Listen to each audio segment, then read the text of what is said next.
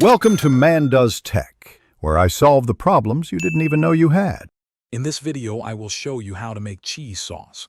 First, gather your ingredients. You'll need 2 tablespoons of butter and 2 tablespoons of all-purpose flour to create a roux. Also, have 1 cup of milk, ideally whole milk, and 8 ounces of shredded cheese.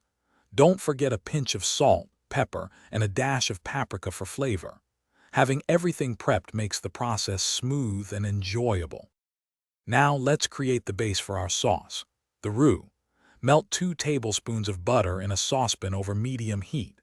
Once melted, whisk in 2 tablespoons of all-purpose flour.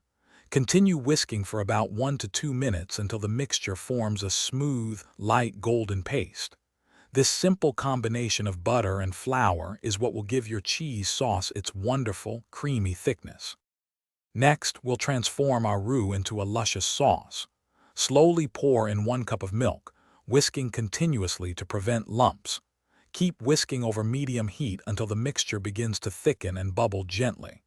Once it reaches your desired consistency, remove the saucepan from the heat. Now, stir in your 8 ounces of shredded cheese until it's completely melted and smooth, creating that irresistible creaminess.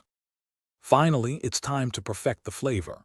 Add a pinch of salt, a dash of black pepper, and a hint of paprika to your warm cheese sauce. Taste and adjust the seasonings as you like. This easy method yields a versatile sauce perfect for macaroni, nachos, or steamed vegetables. Enjoy your homemade creamy cheese sauce right away or store it for later enjoyment. Thanks for watching. If you found this helpful, don't forget to like and subscribe.